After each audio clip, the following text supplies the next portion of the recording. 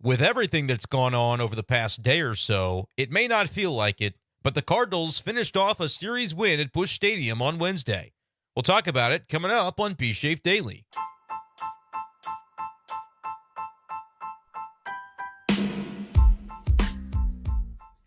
What's going on, everyone, and welcome in to this edition of B-Schaeff Daily. Brenden-Schaeffer recording here in the evening hours of Wednesday, April 24th, 2024.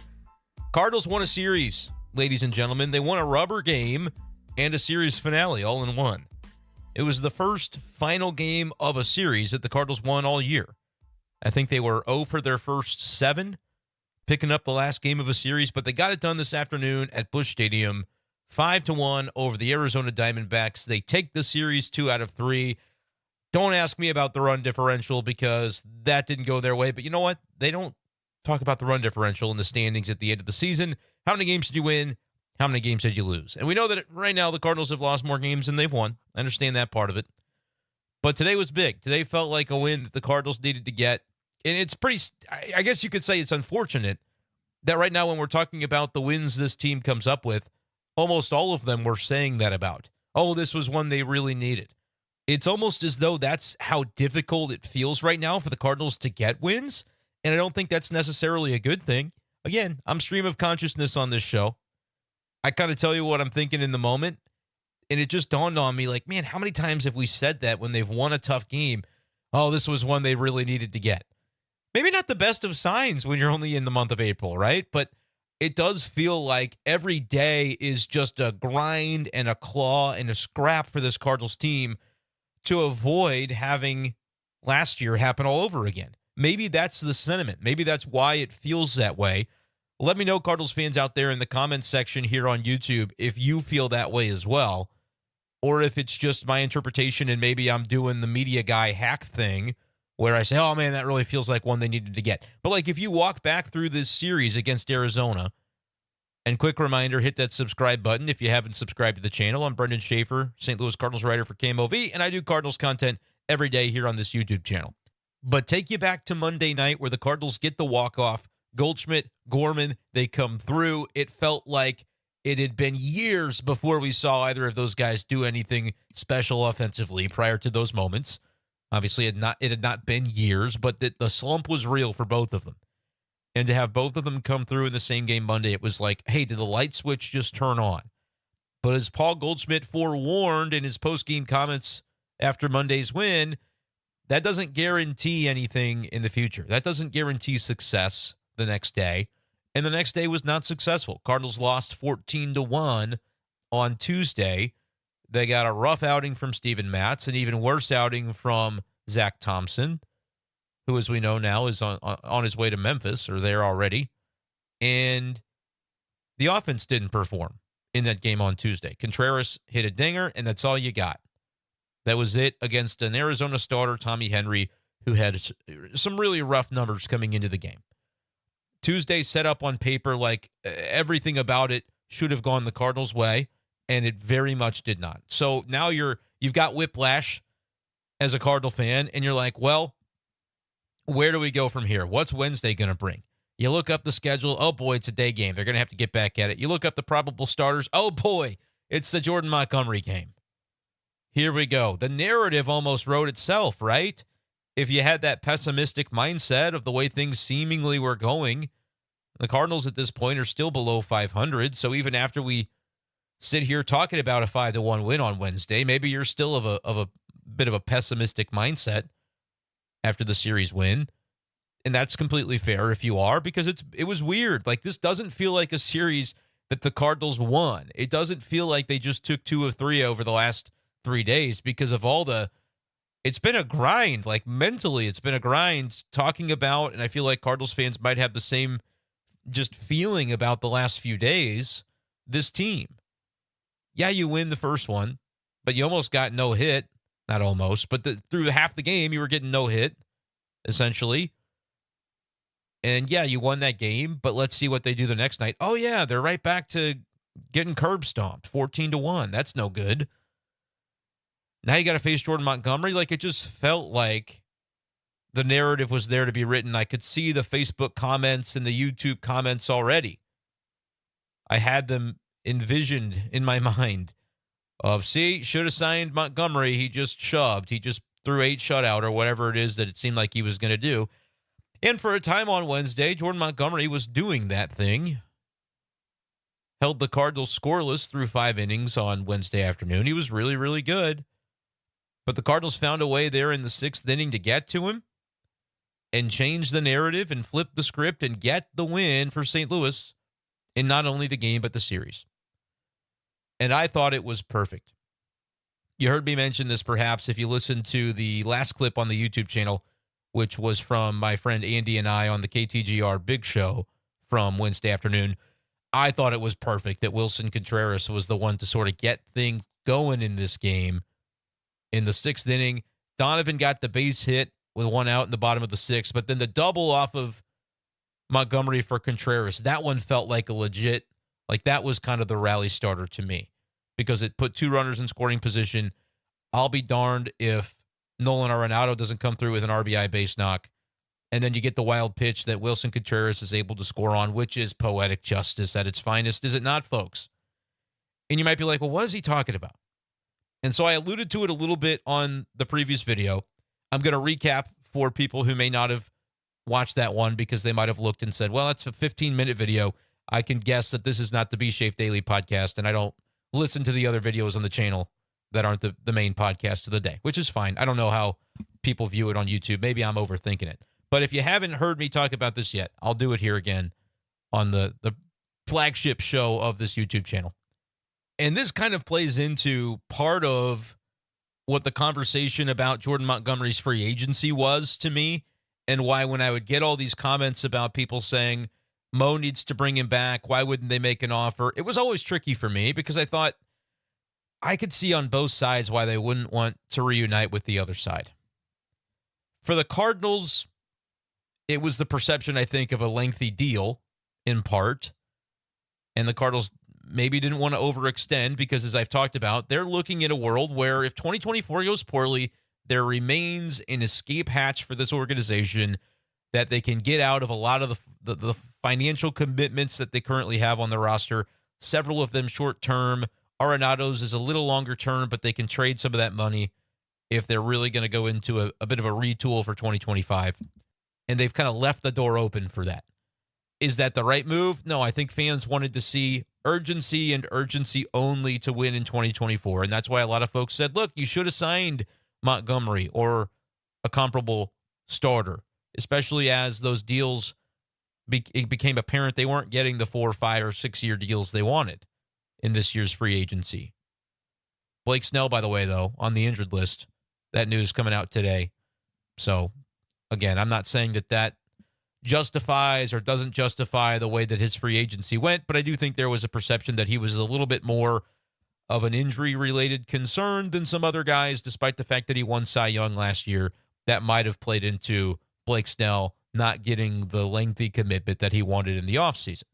But I bring all of this up to say that the way the Cardinals structured their offseason was to blend the two goals of compete again, have a winning record, try to make the playoffs, and make a push when you get there in 2024 with a backseat idea of maybe don't go all in on this and overcommit to players that you're not sure about beyond 2024 just to convince them to come here, because we may have to sort of reorganize things if we're unable to right the ship. Don't want to get into a New York Mets spot or some of those teams that spend a lot of money. They throw it around and it's really fun at the time. But then when you sit back and look at it and the winning season doesn't come to fruition, now you go, oh boy, this is the group that we've got, that we've paid to be here for the coming years, and they didn't get it done this year. So are they supposed to get it done as they age even more? Oh boy, here we go. I think the Cardinals ownership, front office, whoever you want to attribute it to, had that mindset a little bit in the offseason. But the other part of it with Jordan Montgomery, other than what I had said multiple times, was the Cardinals are paying 5 starters. Like Steven Matz is $11 million, and that's about tied for the least salaried starting pitcher. Lynn and Gibson were kind of in that range too.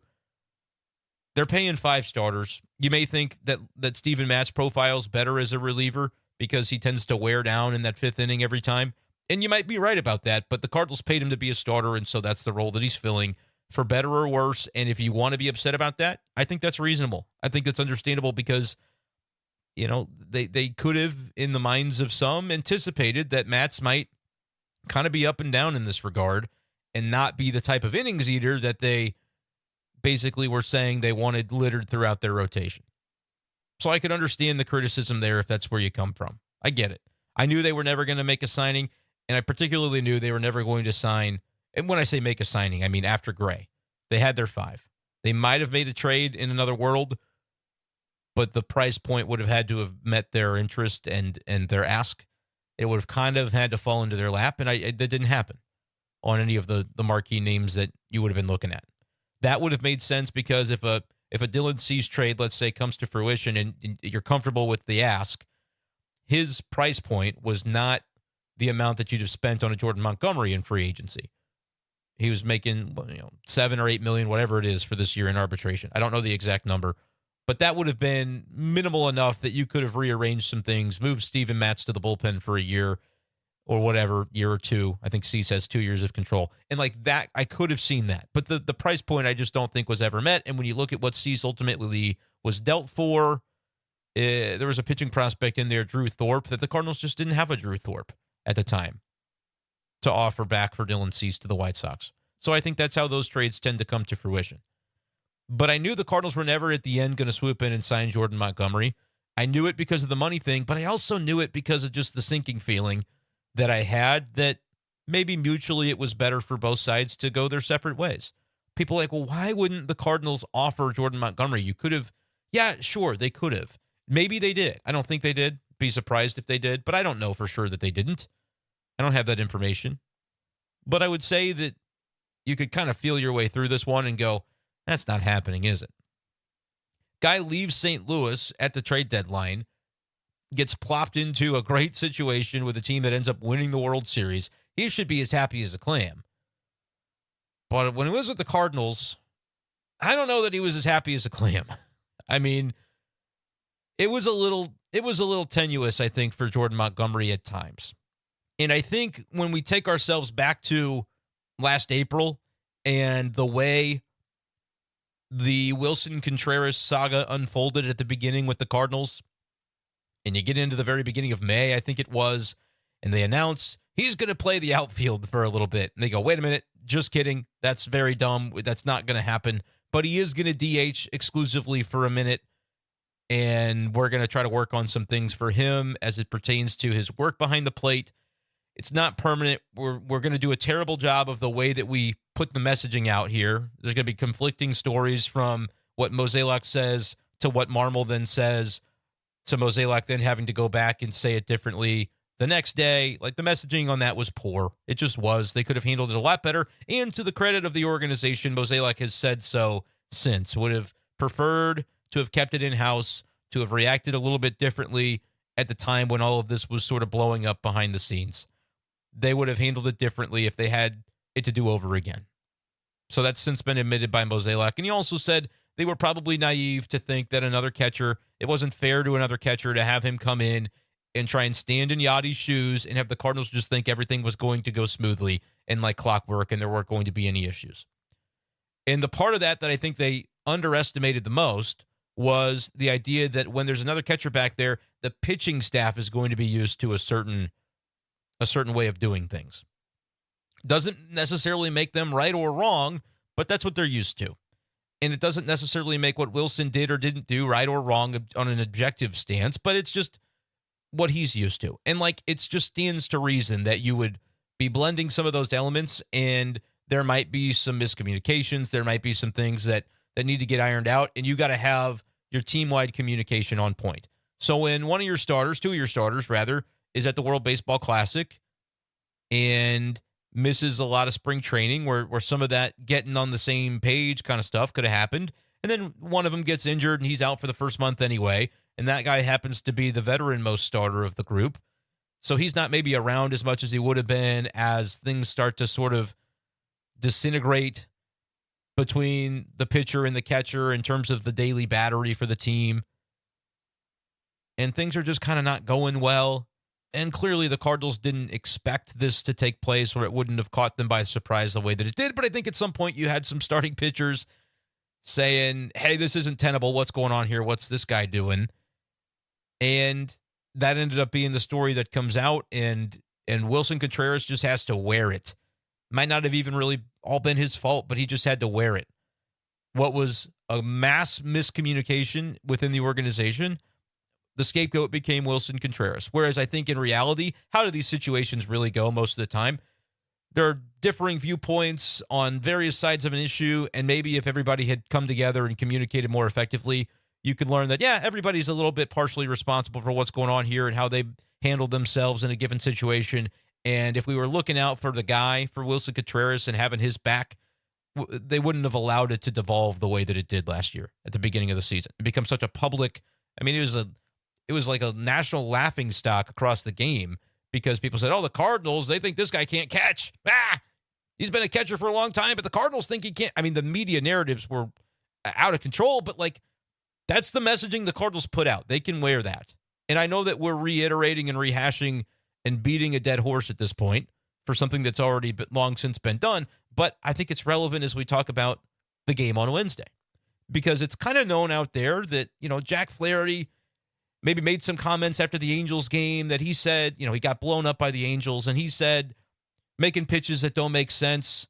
And was that a shot at Willson, or was that just him saying, pitchers need to take better responsibility? The fact that Jack felt the need to clarify this offseason, or it might have been this spring, but clarify that he wasn't talking about Willson, but that means at least enough people thought he was, that it was a storyline that he was at least aware of, right? So we're connecting some dots there. But the Flaherty stuff, I think, had been documented. But you know what? Doesn't really get talked about as much. And we talked about it last year, so some of you who have listened to the show all the way back to then might remember it as a topic of conversation. But you remember how Jordan Montgomery never seemed to pitch to Willson Contreras when he was with the Cardinals last year? Like his battery mate was always somebody else, it seemed like. I'm just going to give you some of the facts of this, and you can draw your own conclusions. But I went through the game logs, and I did this last year. I just did it again tonight because I wanted to make sure I was getting this right before I talked about it. Contreras was the starting catcher for each of the first 5 starts of the season for Jordan Montgomery. And remember, Montgomery came over the prior trade deadline, so he was with the Cardinals the last couple of months in the final year of Yachty, and Kiz was the backup, and they had maybe a little Herrera at the time. I'm not going to go back and look and see what month it was that Herrera was up, but it was Yachty and Kisner for the most part, if I'm recalling that correctly. But then to begin 2023, Contreras caught him 5 times. The 29th of April, and you remember this is kind of when everything started swirling around a little bit. Kisner caught him on the 29th of April, and then Kisner started at catcher on the 5th of May when Montgomery was pitching. Willson came in as catcher later in the game, and the Cardinals actually burned the DH to do it, but he didn't throw. Montgomery didn't throw to him that day. The next day, the 6th of May, is when the Cardinals say no more catcher. Wilson's going to be benched from catcher for a little bit. He's going to be an outfielder. Just kidding. He's going to be a DH. That all kind of started on the 6th of May. When you remember Trace Herrera was called up is how all that sort of began to swirl. And he was there in the clubhouse, and Willson Contreras was like, who's this guy? What's he doing here? And I'm being facetious about the who's this guy part, but I think the what's he doing here was real. I think you would have run into him at spring training, so he knew who he was. What's he doing here is what I recall was the reaction from Contreras. It was not well explained at the time, which this has been documented. But then it's until the 13th of May that Contreras is not catching, right? He was kind of benched for a week or so. Montgomery started on May 10th. It was Kisner. But then he's back to catching. They announce on the 13th he's going to come back. Wilson's going to be mixed back into the catcher position. But on the 16th of May, the 22nd of May, and the 28th of May, it's Andrew Kisner still catching for Montgomery. Remember, 5 in a row, Contreras to begin the season. Then he's back to catching, but for 3 straight starts, it happens to be Kiz. And there was always an explanation, and maybe it was plausible, and maybe it was part of the equation.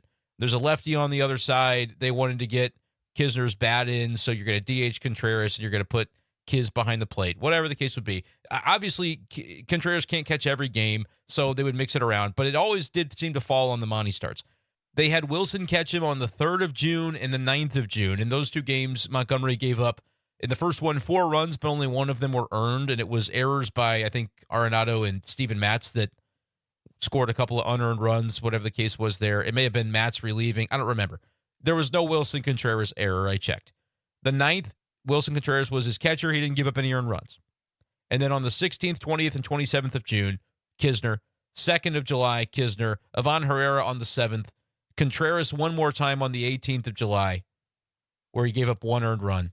Ivan Herrera and then Kisner on the 28th of July, and that was his final start with the Cardinals because he was traded a day or two later, whatever it was.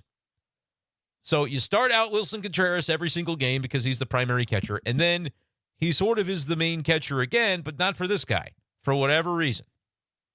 It was usually Andrew Kisner. There were reasons, like I said, that were given, so I'm just laying out the facts of the case is all I'm doing. You can draw your own conclusion. But there is another element of this that I would look at and say, you remember when nobody locally, and, this is on me too, I couldn't get the scoop, but nobody locally had the scoop on what actually was going on with Contreras. It was a lot of vague, weird talk from the Cardinals, and I think they were trying to tread carefully because they had a piece of information that they felt was sensitive, and they were, I think in their heart of hearts, were trying to protect Contreras from having it maybe leak out exactly what was going on. But as we've since found out, there was maybe some issue going on with the pitch comm where Contreras was maybe pressing the wrong button from time to time, pressing a button for a pitch that guy didn't throw. And then, from there, pitchers were going, well, I don't throw that pitch. Was he, it feels like it was a communication device situation that maybe could have been at the heart of a lot of this. I'm not going to say it was all of it because I don't know. I don't really know what all of the gripes were about Willson Contreras that the pitchers may have had, but it was the pitchers coming to the organization, whether that was to Ollie, direct to Mo. I assume it would be Ollie, then transferred to Mo, to say, like, this isn't working out. This guy's doing this or that. And it was sort of like you had a mutiny on your hands. But we didn't really know the details of it, right? And we had said, all right, we've since seen enough about the Flaherty stuff to think that maybe Flaherty wasn't pleased about something going on. But Montgomery doesn't really get mentioned. However, when the information comes out, who reports it but Yankees announcer Michael Kay? He said, I talked to a lot of Cardinals people, and turns out what was happening was that Contreras was on the pitch comm calling for, say, a cutter, but that pitcher didn't throw a cutter, and it was driving the pitchers crazy. That's the first, concrete report of what actually might have been going on. That was sort of the smoking gun. Everybody's like, there's got to be something weird that happened. What, he forget how to catch? No, he's been catching for years in the big leagues. What's going on? And it felt like maybe that was just the thing that was the primary driver. Again, there may be people out there who know better information, but I'm just kind of looking at what's out there and saying that seemed like it was something the Cardinals might try to keep bottled up, but then it gets out. However it happened, the Yankees had played at the Cardinals that week or whatever it was, and he talked to Michael Kay, talked to people from the Cardinals, whoever that might have been, whoever he might have had a relationship with, maybe a guy who used to play on the Yankees. I don't know for sure, but could you connect those dots and wonder if that conversation happened? Perhaps. Yeah, maybe. I truly, and I'm not being facetious. Just like I said on the radio show today, I don't know for a fact that that's the communication that was had, but the guy never seemed to throw to Contreras, and then the Yankees come to town, and suddenly the information's out there. So I don't know. I don't know if that ends up being as simple as it looks to be on the surface. But again, I think if you play the dot connecting game, you can go, all right, maybe he wasn't a jerk about it, but it seemed as though there was a preference for Jordan Montgomery to maybe throw to another catcher. And I say not a jerk about it because nothing was said publicly. There was no smoking gun. There was no quote that later he had to go back and apologize for, like Jack Flaherty felt compelled to do later on. None of that happened, but the facts of the case are, they didn't really match up as a battery very often, and the guy was the team's primary catcher. So he's going to be the primary catcher moving forward, and people thought it was weird. The Cardinals maybe didn't reach out to Montgomery, and Montgomery maybe felt just fine about that because when he got to leave, he won a World Series, and that's a great situation, and maybe that was a bit of a tumultuous year for him and felt like, all right, that wasn't a situation that I'm going to go back to. Like, I could see all of those things maybe being the case. And if I'm Willson Contreras, who kind of got thrown under the bus on the whole deal, I might be very motivated to hit a double that starts the rally that gets the Cardinals the win against Jordan Montgomery today. That's all I'm saying. That's all I'm saying. And good for him, dude. Willson Contreras deserves it. He can be the catalyst of this Cardinals team if they let him.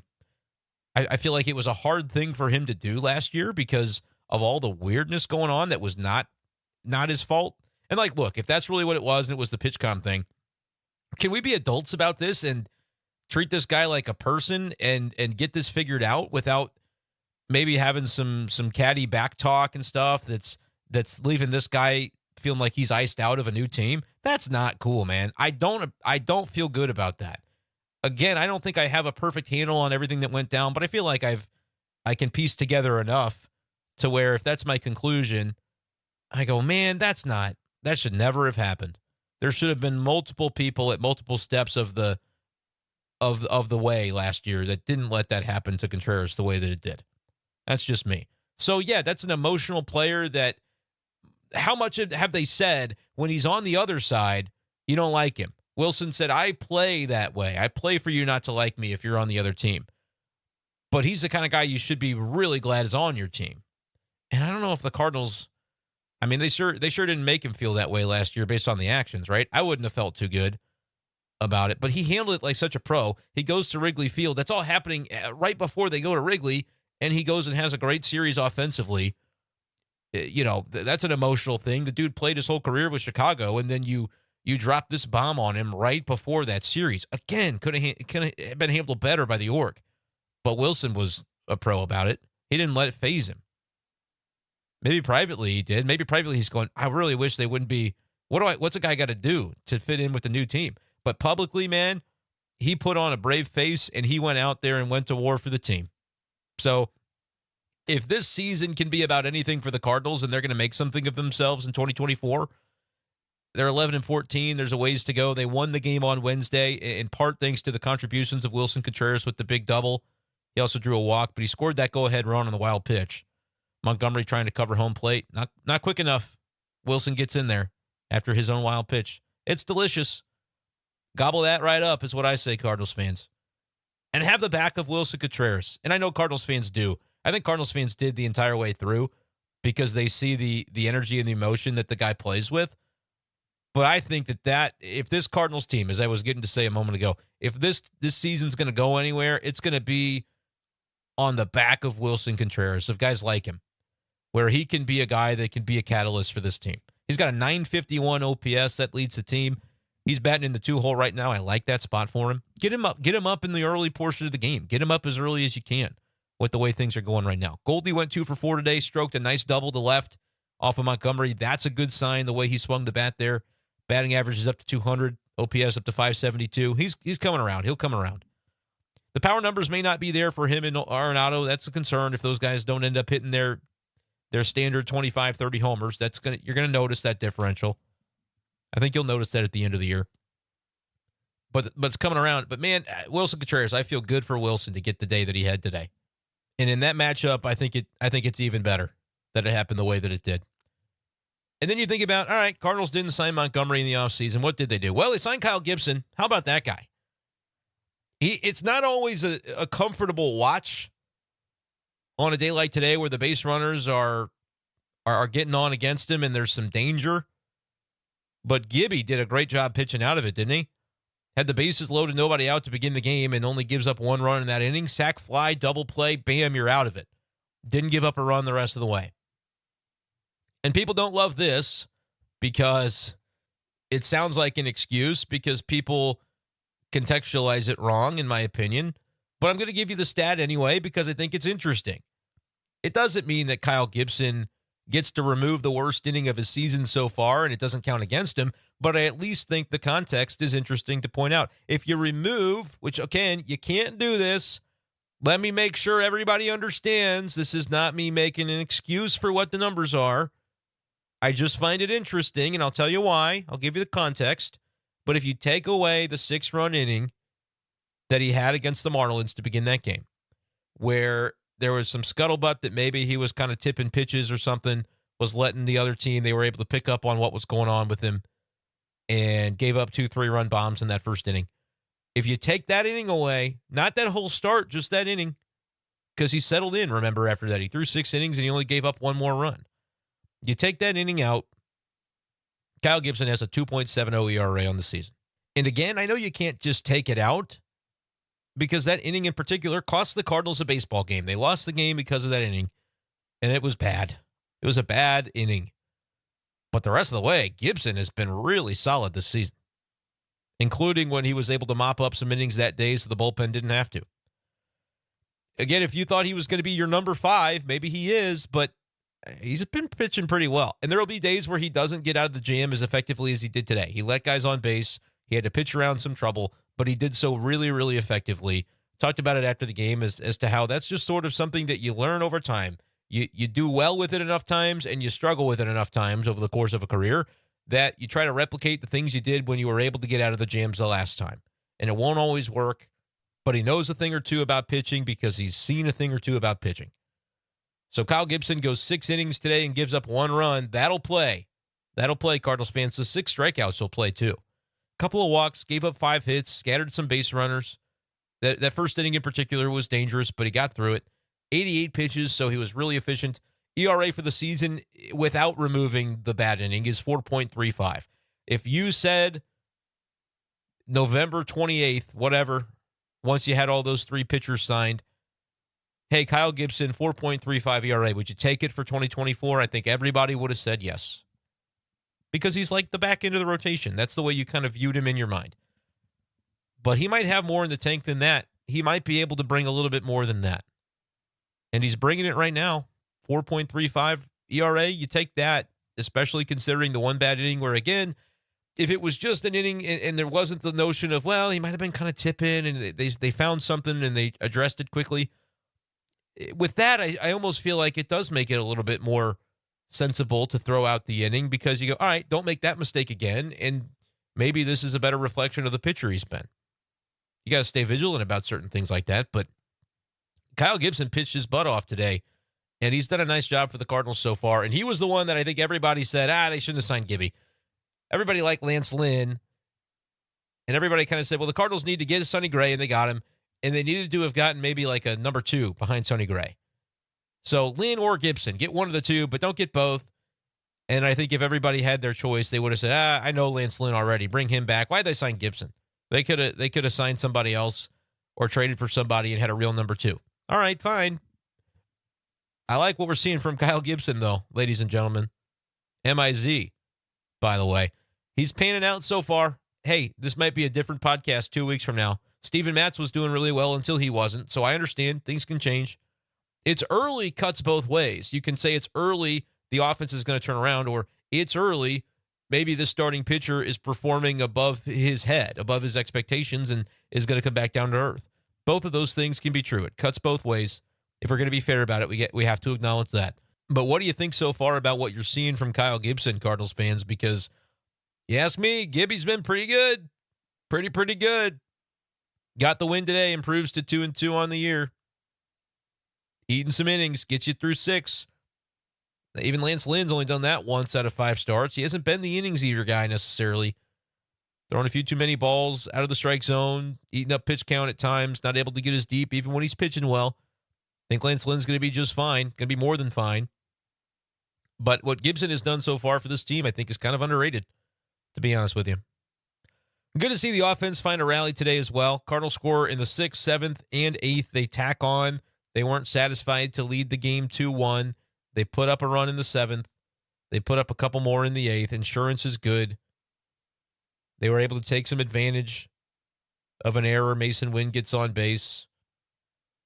Scores from first. I mean, that is the kind of baseball you like to see. They get a little hit and run going with Nolan Gorman, who drives in. I mean, Mason Wynn, if he's stealing second with the pitch, he is in scoring position at first base. Pretty routine single to left by Gorman. It was in the gap a little bit, but it was not in the gap enough that Gorman would have made second. I think Mason Wynn, if he had hit a ball there, might have made second on it, might have tried.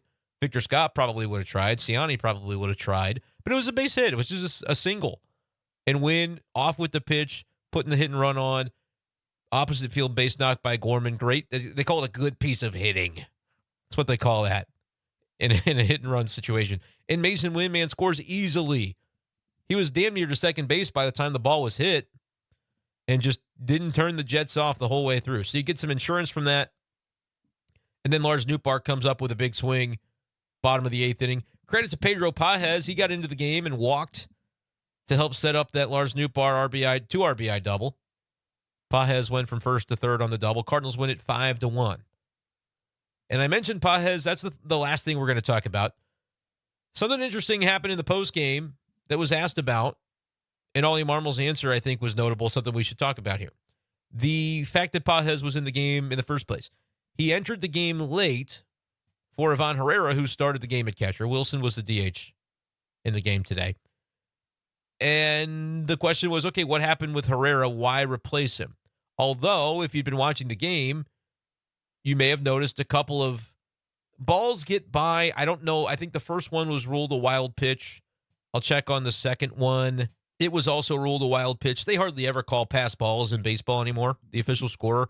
I kind of thought both of them would have been acceptably marked as pass balls by Ivan Herrera. Just breaking balls that were spiked. And so they were spiked and didn't keep in front of him. The first one goes right through the 5-hole.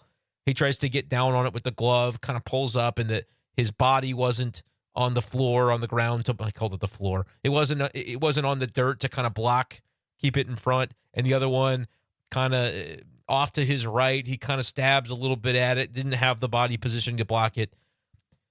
They gave up a few free bases as a result of the defense there today. And I think the numbers, the metrics back this up. That Herrera, we love what he's been doing at the plate. Still maybe some work in progress to be had behind the plate defensively.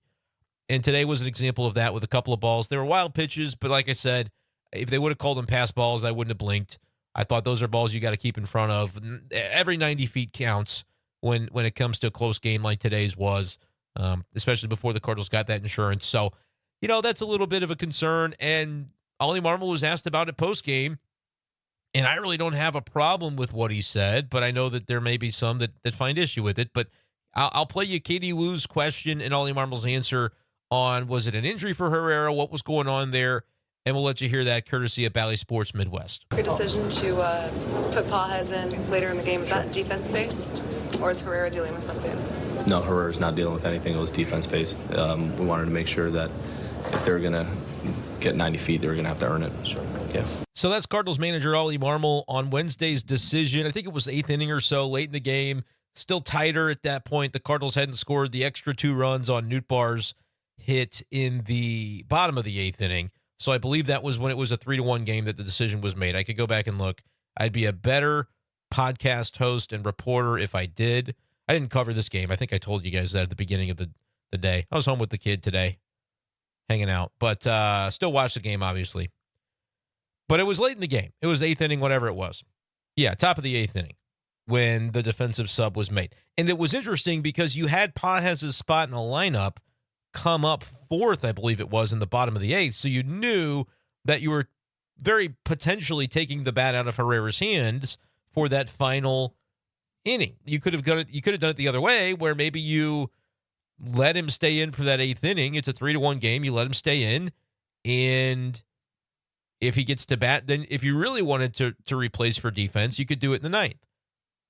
Could do it for the top of the 9th inning. But they go ahead and do it. Cardinals do it there for the 8th inning, at the same time that Kittredge comes in to replace Jojo Romero, which, by the way, the bullpen remains. These guys are nasty.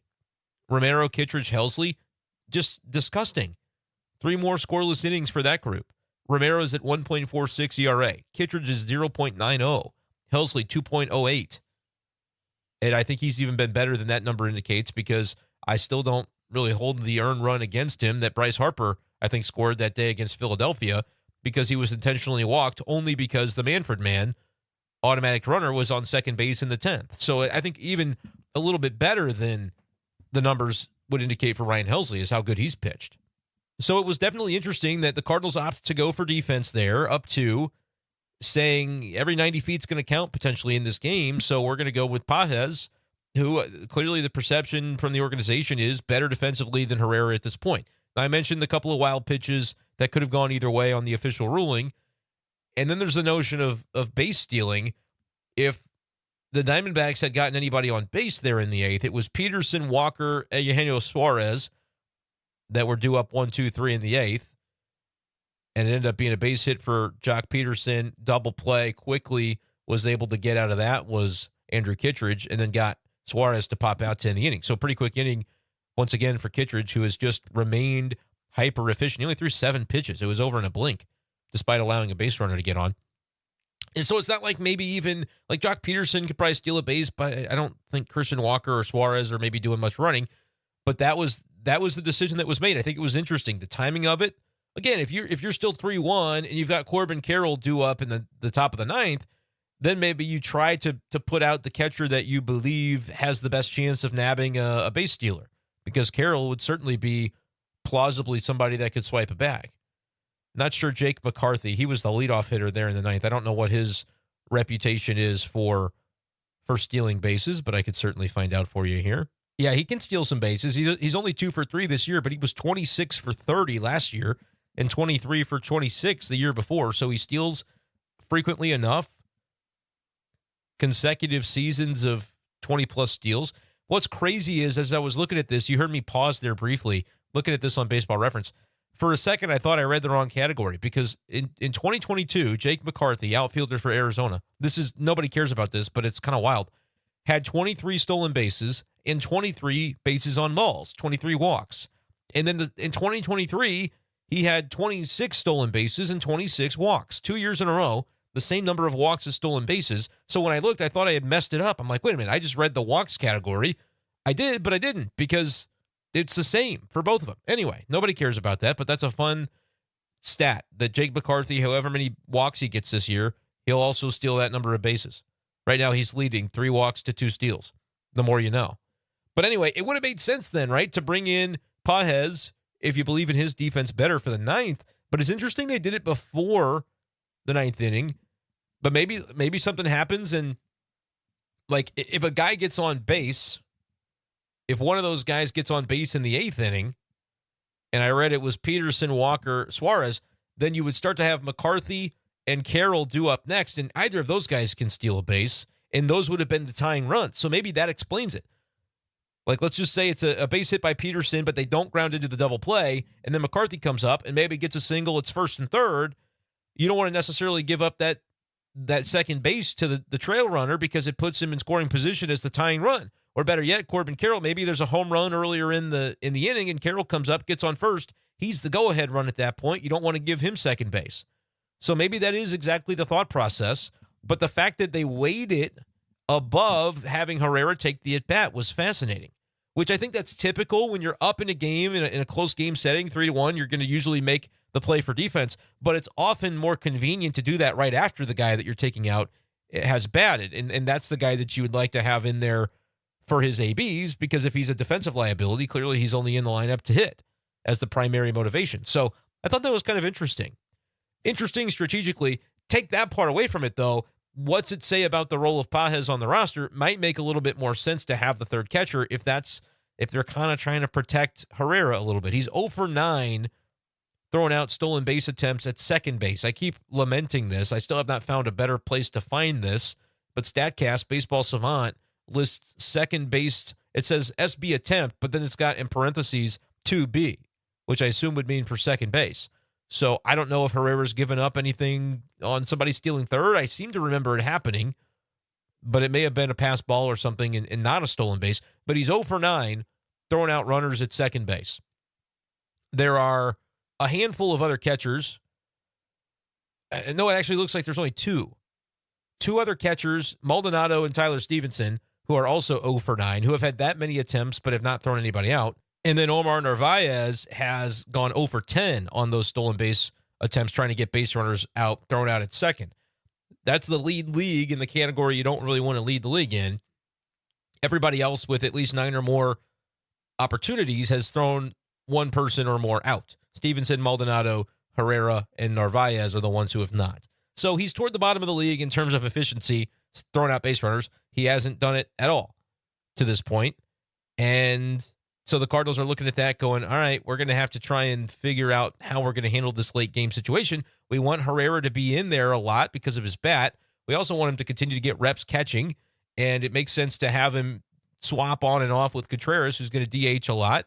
Maybe at times you'll see Herrera DH, but the late inning situation, it's kind of like subbing in your speedy outfielder for a guy who's not as strong in the range department defensively. You just don't normally see it with catcher, and I think it's valid. I really like Ivan Herrera, but there are strides, I think, that need to be made still defensively, and the Cardinals are maybe going to do that. That's the first time I can recall this happening since Pages has come back up, but I think that's going to be something interesting to monitor, that it might be the hands team where you actually bring in a different catcher to handle things defensively.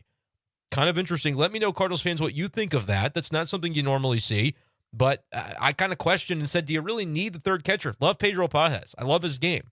I think he's a good player. But roster construction-wise, bench construction-wise, do you need a third catcher on the roster, or can you just say, let's say they're both in the lineup, Herrera and Contreras, and one of them gets hurt?